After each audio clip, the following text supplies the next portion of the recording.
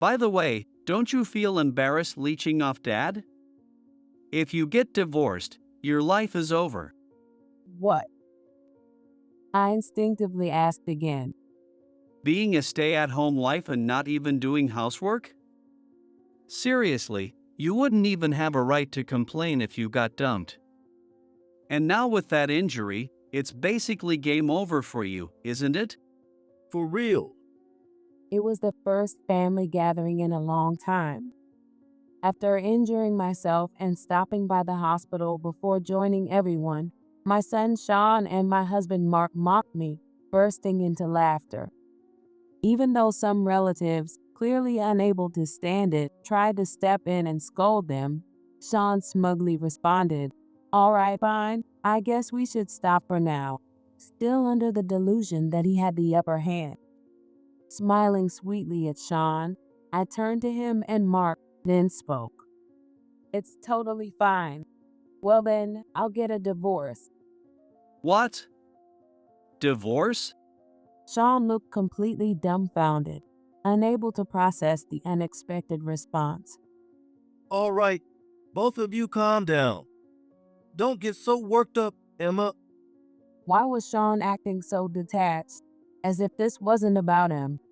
The divorce wasn't with Sean, it was with Mark. Remaining perfectly composed, I reached into my bag and pulled out a letter. "My name is Emma Coleman. I'm a 45-year-old stay-at-home mom.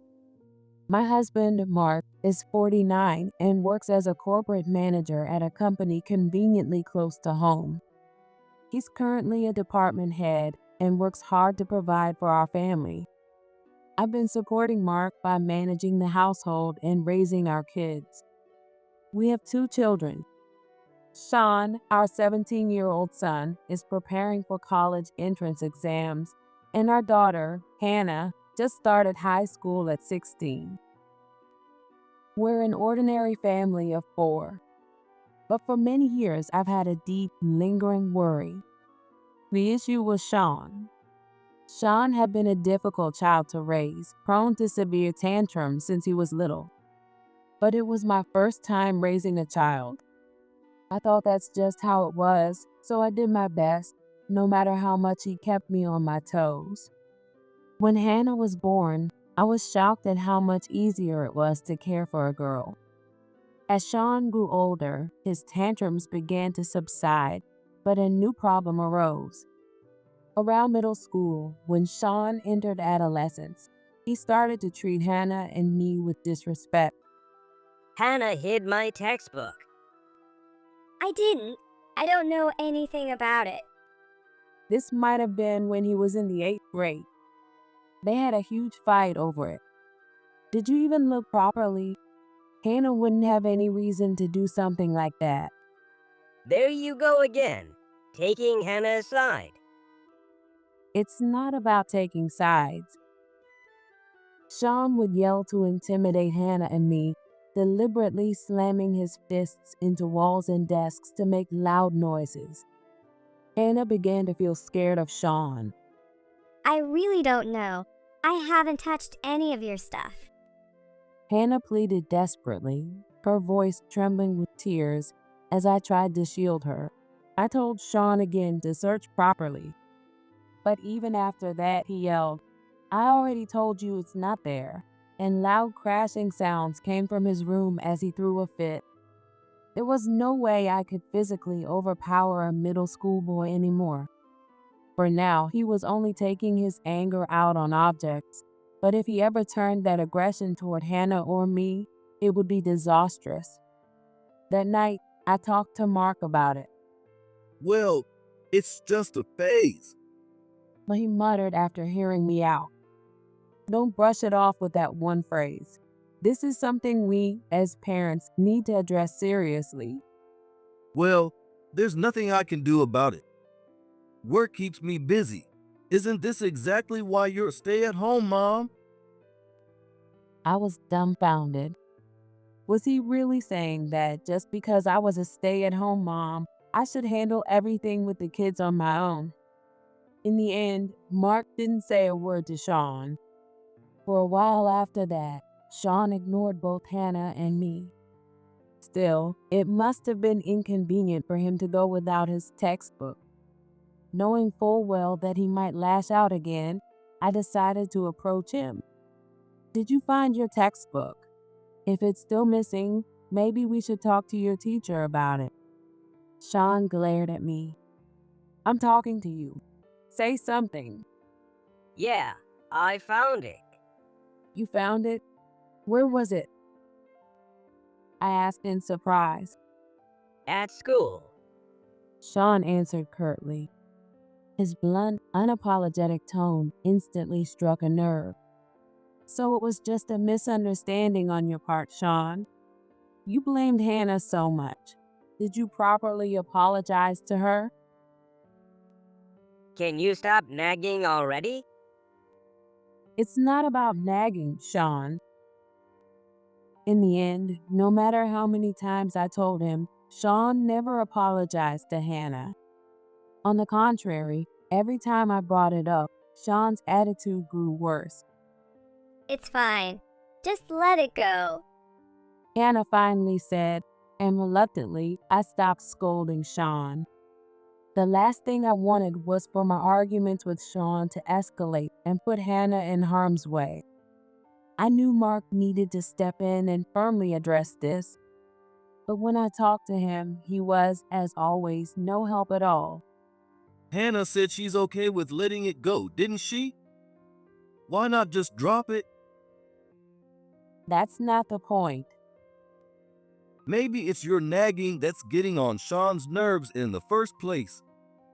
Mark muttered this dismissively, clearly annoyed, and that was the end of the conversation. For now, Sean didn't show any defiant behavior toward Mark. That's exactly why I needed Mark to step in. But if he wasn't willing to address the issue, there was nothing I could do. I convinced myself that Sean's rebellious phase would eventually pass, trying to comfort myself with that thought. But I was being naive. While what could be called his rebellious phase seemed to have settled down for the time being, Sean became hooked on the internet after finishing his high school entrance exams. He became poisoned by social media and started to be negatively influenced. Among other things, his comments reflecting disdain toward women noticeably increased. Women only exist for the sake of men. One day, during a fight with Hannah, Sean blurted out those words at her. What are you even talking about? Because it's true, isn't it? Everyone says so on social media. At 16, Sean probably found such ideas exciting, even if he knew deep down they were wrong. He seemed to have the mistaken impression that looking at people through such a biased lens made him seem cool. Not everyone thinks that way. If you can't properly discern the truth and make it your own, you shouldn't be using social media. If you don't change that mindset, I'll cancel your phone plan. I firmly reprimanded Sean. Sean briefly frowned in dissatisfaction before quickly smirking. What? It's Dad's money, isn't it? You don't have the right to say that. Sean's defiant remark made it clear he wasn't willing to accept anything I said. I thought it might be useless to rely on Mark, but I decided to consult him anyway. Sean wasn't going to listen to anything I said, especially since he clearly didn't take me seriously. That's why I wanted Mark to step in and guide Sean onto the right path. However, Mark burst out laughing after hearing me out. So Sean started saying things like that too. This isn't a laughing matter. Just thinking about what he might grow up to be terrifies me. But doesn't Sean have a point? Women can't really do anything without men, can they? I was utterly stunned. I couldn't believe Mark shared the same mindset. At that moment, I truly realized I could no longer rely on him. At the same time, I began to worry about the future for both Hannah and myself. For now, Mark still had his job. But once he retired, he might treat Hannah and me like pawns to be used however he pleased. That thought filled me with unease. In the end, Sean continued to spend every day on social media, making the same derogatory comments about women. No matter what I said, it was useless. Desperate to get him off social media, I once tried cutting off the internet connection on his phone. But then he took Hannah's phone by force and started using it as if it were his own. Mom, do something about Sean. Almost every day, Sean would use his strength to snatch Hannah's phone and use it however he wanted. Not only that, he even logged into her social media accounts, invading her privacy. If you really need to look something up, use mine instead of Hannah's. Reluctantly, I handed over my own phone. What? This old model? I don't even know how to use it. But Sean continued to use Hannah's phone. In the end, to protect Hannah, I reactivated the internet on Sean's phone. Even after that, I couldn't find a better solution, and to this day, Sean spends all his free time scrolling through social media. Now that he's 18, he seems to have realized that saying such things in public would be unacceptable, and he no longer uses extreme words to hurt Hannah or me. However, I once caught a glimpse of his phone screen and saw that he was still browsing pages filled with derogatory comments about women. Over the past 3 years, I've consulted Mark about this issue countless times. At first, Mark would laugh it off, but over time, his expression began to show annoyance. Recently, the mere mention of "it's about Sean" was enough for him to respond with, "Not this again." I've been really busy with work lately. Let's talk another time. I wanted to believe him, but even when I tried to bring it up on a different day, I never managed to have the conversation. To be fair, he had been coming home late recently. I felt guilty about pushing the issue, but I desperately needed his help to address something I couldn't solve on my own. Yet, I couldn't even rely on him for that. One day, there was an opportunity for Mark's siblings and their families to gather. It wasn't for any special occasion, just an invitation to have a meal together for a change. Both my parents and Mark's parents have already passed away. Without opportunities like this, we wouldn't have a chance to gather with relatives, so I was really looking forward to it. But the day before, I had an unfortunate accident.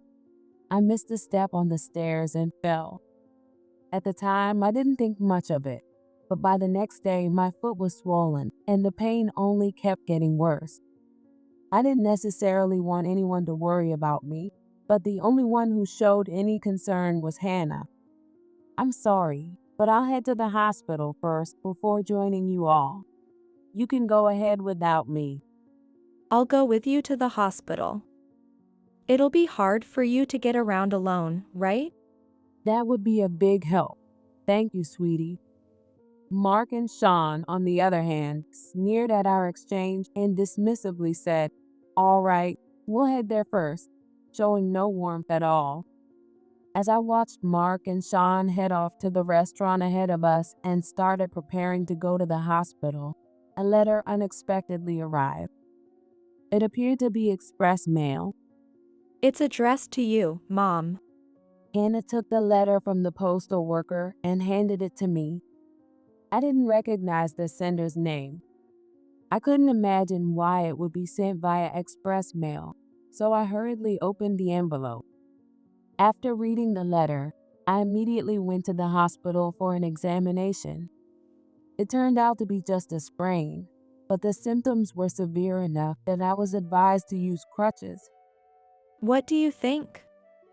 Should we just head home and let you rest? Hannah, being considerate, asked me gently. "Thank you, but I should at least show my face," All right. she replied, though her tone made it clear she wasn't entirely convinced. I smiled at her and said softly, "It's okay." Once we finished at the hospital and arrived at the restaurant, The gathering was already underway. Finally, Sean exclaimed when he noticed us, pointing at me leaning on my crutches and laughing. you're such an idiot. In stark contrast, the gathered relatives all turned to us with wide eyes. Are you all right? That must have been tough. Why don't you leave your crutches here? Hold on to me. Mark's older sister, Betty, and his younger sister, Mary, immediately rushed over to support Hannah and me. The contrast between them and a certain someone smirking arrogantly while staying seated couldn't have been more striking. Thank you. Hannah's helping me, so I'll be all right. Sorry for troubling you, I said, apologizing to both of them. With Hannah's assistance, I finally managed to sit down. Was it a fracture? Mark asked, directing the question at me.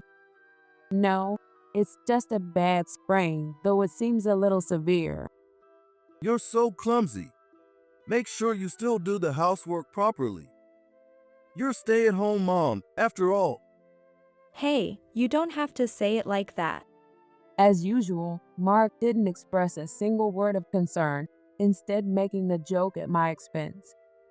Even though Hannah was visibly upset and tried to speak up for me, I stopped her. Sean, watching this unfold, decided to chime in. By the way, aren't you embarrassed to be leeching off Dad? If you get divorced, your life is over. What? I couldn't help but ask, startled. Being a stay-at-home mom who can't even do housework? Seriously, you wouldn't have the right to complain if you got dumped. And now with that injury? It's basically game over for you, isn't it? For real. For some reason, the two of them burst into laughter, finding it hilariously funny. Mark, Sean, how could you say such things? Betty and Mary tried to defend me, but neither Sean nor Mark took their words seriously. Sean was one thing, but Mark, likely influenced by the alcohol he consumed, didn't even notice that not only his sisters but their families were clearly uncomfortable with his behavior. Hannah, sitting beside me, was trembling with anger. I was too. But I couldn't afford to lose my temper at the two of them in a setting like this. All right, guess we'll stop here for now. Sean said, still under the delusion that he was in control, throwing me a pitying look. But I gave Sean a sweet smile and then turned to both Mark and Sean before opening my mouth to speak. It's totally fine. Well then, I'll get a divorce. What? Divorce? However, Sean was taken aback, completely dumbfounded by the unexpected response. What? You're the one who brought it up, aren't you? Or do you not actually want me to divorce? Having your mom around must still be convenient, right? I kept my smile intact, speaking in a deliberately provocative tone. Like I even need a mom like you. Sean shot back, his face turning bright red as expected. It was Mark who spoke up next. All right, both of you calm down. Emma, don't get so worked up. Why was he acting so detached, as though this had nothing to do with him? The divorce wasn't with Sean, it was with Mark. Was he trying to mediate our argument and pretend he hadn't just agreed with Sean's earlier insults toward me? Turning my gaze to Mark, I addressed him calmly and clearly. I'm not angry at all, but since this is a good opportunity, let's just end things here. What? Let's be home. You've never cared about this family or me at all. I reached into my bag and pulled out the letter that had arrived via express mail earlier, placing it on the table. Mark, along with everyone else, watched my actions intently, their eyes fixed on the letter I had just put down. What's that? Mark shifted his gaze from the letter back to me and muttered quietly. It's from your girlfriend. She sent me a letter asking me to divorce you as soon as possible.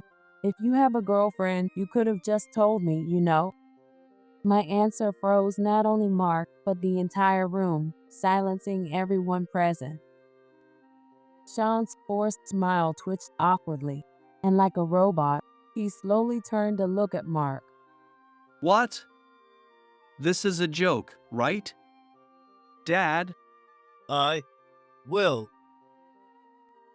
Mark was visibly shaken.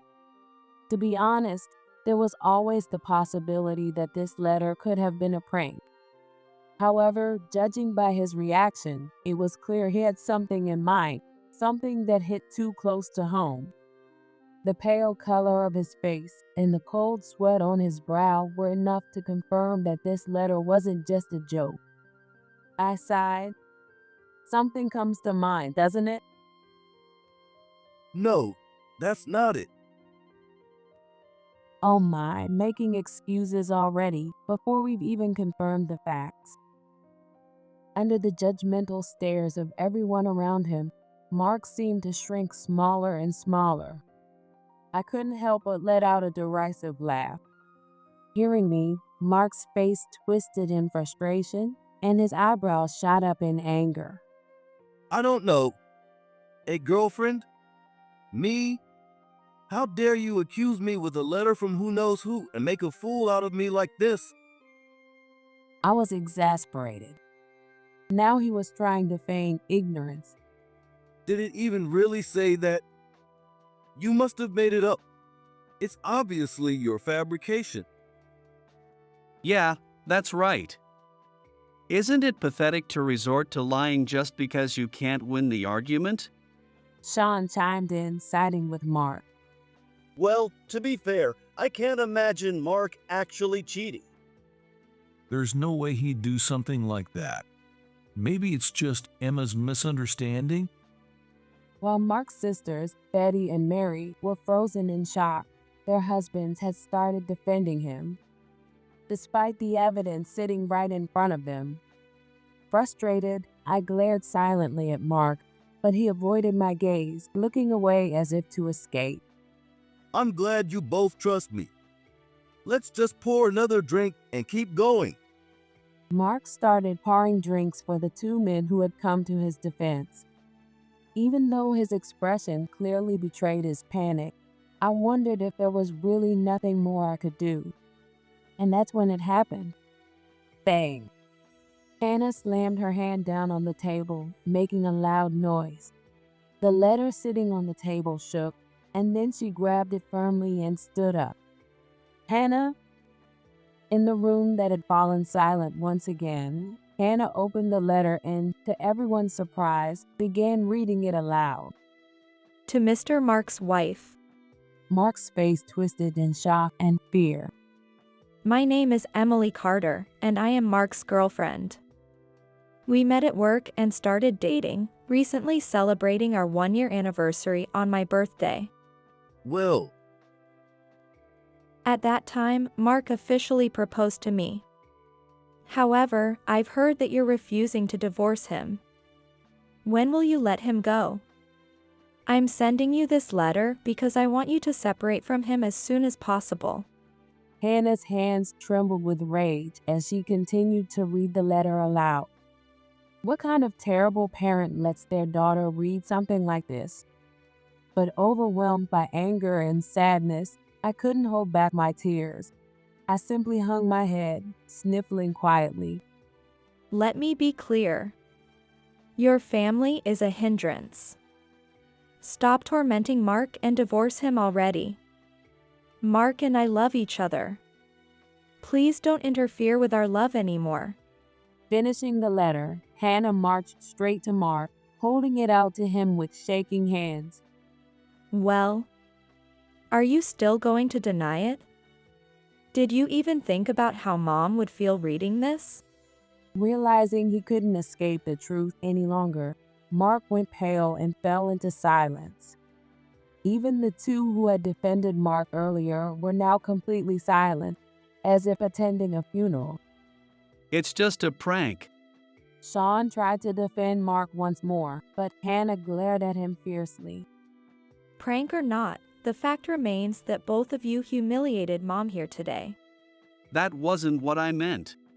I don't need a family as rotten as this. Just like you said earlier, Sean, Mom and Dad should get divorced. Hannah pleaded through her tears. There was no one left to defend Mark or Sean now. Realizing it wasn't the time for me to cry either, I stood up and walked over to Hannah, wrapping my arms around her shoulders. Hannah, I'm so sorry. Thank you. Mom. I'm taking Hannah with me. We'll have a proper discussion later. I said this to Mark firmly. Wait a second. Mark was at a loss for words, but Sean tried to stop us instead. However, when Hannah and I shot him sharp glares, he shrank back, unable to say anything. Let's go, Mom. I nodded at Hannah's words and left the scene with her. Soon after, I received an apology call from Betty. Although I also apologized for ruining what should have been a pleasant gathering, she reassured me, "Don't worry about it." Mary seemed to feel the same as Betty. Despite being Mark's blood relatives, neither of them blamed me at all. On the contrary, Betty sighed and said, "Mark has always looked down on us. I thought he treated you differently, but hearing him speak to you like that, it's just shocking." Distracted by Sean's behavior, I hadn't realized it before, but Mark must have always had a tendency to demean women. After Hannah and I left, Betty and Mary apparently scolded Mark, Sean, and even their husbands. While I felt a little sorry for dragging their husbands into it, I couldn't deny they deserved a reprimand. I told them to apologize to you and Hannah, no matter what. Let me know if anything else happens, okay? Thank you so much. I expressed my gratitude to Betty and ended the call. A few minutes later, the front door opened. We're home. I heard the voice, but neither Hannah nor I responded. Looking visibly uncomfortable, Mark and Sean entered the living room. Hey. Sean muttered, cautiously gauging my mood. Hey. Isn't there something else you should be saying? Hannah spoke to Sean in a confrontational tone, but for once, Sean didn't complain or argue back like he usually would. Mark stayed silent, saying nothing as he watched the exchange between the two. Just so we're clear, the divorce wasn't a joke. Reluctantly, I decided to speak up myself. At my words, their faces stiffened in shock, and they immediately bowed their heads on the spot. Dad. Emma, I'm truly sorry. It was just a moment of weakness. Or what? So you admit to the affair? I pressed him in a firm tone. Mark hesitated for a moment, his lips pressed tightly together, before slowly nodding. Disgusting. Hannah exclaimed, covering her mouth as she stormed out of the living room. Even I felt an overwhelming sense of disgust. It's only natural to feel disgusted knowing your father is having an affair. Mark wore a wounded expression, but he had no right to look like that, not even a shred. What surprised me more, however, was what Sean did next. Sean dropped to his knees, grabbing Mark by the collar and shouting furiously, "Why? Why would you cheat? Are you trying to destroy our family?" Can't breathe. Mark struggled to free himself from Sean's grip, but there was no way he could overpower the strength of a high school boy. Since Sean wasn't actually choking him, I made no move to stop him. Emma, help me. However, Mark deliberately pretended to be in pain as he turned to me for help. To Mark, I said firmly, "When I came to you countless times asking for help with Sean, did you ever lift a finger to help me? That's... And why do you think you're the only one who deserves to be helped?" Mark stopped resisting at my words. Sean, who had momentarily let his anger take over, also seemed to lose his strength and released his grip on Mark, letting him go. This guy isn't worth it. He's no father of mine. Sean said as he slumped onto the living room sofa. Now abandoned even by Sean, Mark sat silently, utterly defeated. After about a minute of silence, Mark seemed to decide that seeking my forgiveness was the quickest way to resolve everything. Swallowing his pride, he knelt before me once again. Then he slowly bowed his head. Emma, I swear to turn over a new leaf. I'll become a better father to Sean and Hannah. Just forgive me this once. As I exhaled, Mark lifted his head. For some reason, he seemed to assume he had been forgiven, and his expression brightened. That overly optimistic face disgusted me, and I couldn't help but grimace. Turning to Sean, I asked, "Sean, what do you think I should do?" Sean hesitated for a moment. He clearly harbored feelings of disgust toward Mark. But after a few seconds of contemplation, he looked at me and said, Well, Dad seems sorry. If you forgive him, then I'm okay with it. Hearing those words, I couldn't help but laugh. Sean and Mark really were two of a kind. After hearing that, how could you think you've truly apologized? What? Both of them looked genuinely puzzled. Sean, you might sound like you're finally defending me now, but you and Mark are the same. You're saying I'm the same as someone who cheats like him? Yes, because you both actually think what Mark just said qualifies as an apology. Sean looked genuinely confused, pausing for a moment to process my words. Listen carefully. Someone who is truly remorseful doesn't say, "Forgive me." At my words, realization dawned on both Mark and Sean, their faces stiffening. When you're sincerely sorry, you don't speak in a commanding tone like that. It's supposed to be, "Please forgive me." How can I possibly trust someone claiming to turn over a new leaf with such a half-hearted apology? Mark fell silent, unable to say a word. The truth was, he lacked the capacity to humble himself toward me, which was why he spoke the way he did. Even now, he couldn't completely let go of his condescending attitude toward me. It was evident in his tone. Sean, too, had failed to notice this, making him no different. I'm not asking for gratitude, but we're family. I don't want to be treated like a fool. I wasn't mocking you, I just didn't realize. You weren't? Can you really say that with confidence? Neither of them had anything left to say. Even Sean, who had been so assertive toward Mark earlier, turned pale. As I said earlier in front of everyone, I'm taking Hannah with me. I refuse to live a life where I'm constantly belittled. Wait, no. I need you too, Mom. I'm sorry, but considering how you've treated Hannah and your attitude toward me, I just can't live with you anymore. Sean looked at me with tearful eyes, desperately clinging to me, but I pushed him away. To be honest, if it were only about your father's affair, I might have endured it and tried to rebuild our family. But to mock me like that in front of everyone, you're just like him. It's better for both of us if we separate. No. Sean, who had belittled me for so many years, was now staring at me with red, tear-filled eyes. I felt a slight pang of guilt, but when I thought of Hannah, I knew I couldn't take Sean with me.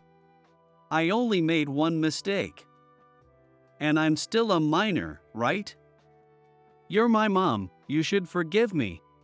Sean yelled through his tears. After everything I had just explained, how could he still choose to respond like that? It was nothing short of disappointing. Didn't I just tell you? If you're truly sorry, you'd be saying, "Please forgive me." Oh. Sean's face froze in realization before he fell silent. I addressed both of them again. This is the result of your actions, your responsibility to bear. Both Mark and Sean, perhaps finally regretting their actions after hearing my words, began sobbing uncontrollably, tears streaming down their faces. If anyone had the right to cry, it was me. Yet even in the end, they acted like the victims. Disgusted, I left them behind and went to comfort Hannah, stepping out of the living room. For the next week, both Mark and Sean were unusually quiet. Had they given up on trying to stop me? Interpreting their silence that way, I waited until exactly 1 week after the incident and, that evening, handed the divorce papers to Mark. I'll be submitting this tomorrow. Go ahead and fill it out now. But both Mark and Sean quickly spoke up, almost in unison. Come on, calm down. Think this over one more time. Yeah, Mom. You can't work right away with your foot like that, and there's no way you can raise Hannah on your own. Let's just keep things the way they are. Dad's sorry, after all. What was the point of trying to argue now? In the end, Mark refused to fill out the divorce papers, no matter how many times I asked. Even the following morning, he resisted. I need it submitted today. Just sign it already. We'll talk when I get home. I'm heading to work for now. Taking advantage of my injured foot, Mark fled to work as if trying to escape. But I wasn't about to let him keep running away forever. That very day, I decided to take action. With Sean and Hannah off at school, I found myself alone and decided to visit someone. I was certain that she would take my side and support me in pushing for my divorce from Mark. When I arrived at my destination, I approached someone nearby who appeared to be an employee. My name is Emma Coleman, wife of Mark Coleman. Is Emily Carter available? Oh, Mrs. Coleman, the wife of Manager Coleman. It's a pleasure to meet you. Emily Carter, you say? Please wait a moment. The employee said that and immediately began contacting someone. Yes, I had come to Mark's workplace to meet with Emily Carter, his mistress. Emma, why are you here? While waiting for Emily to be called, Mark suddenly appeared, rushing toward me in a panic. I wasn't sure if the employee who took my name informed Mark, or if someone who recognized me alerted him, but I hadn't come to see him today. I have business here, I replied coldly. Business? What kind of? Just as Mark was questioning me. Mark. Oh, I mean Manager Coleman. A woman appeared, clearly about to call out Mark's name. What? Carter. Mark was visibly shaken, almost amusingly so. Ignoring him completely, I turned to her, bowed my head, and said, I'm Emma Coleman, Mark's wife. I've read your letter. At my words, Emily's lips curled into a smirk. Mark, now pale as a sheet, desperately tried to make me leave, shouting, just go home already. But with my injured foot, he couldn't forcibly drag me out, and I stayed firmly in place. Taking a slow, deep breath, I addressed Emily. I had no idea that you and my husband, Mark, were so deeply in love. My apologies for unknowingly getting in the way of your relationship. Hey!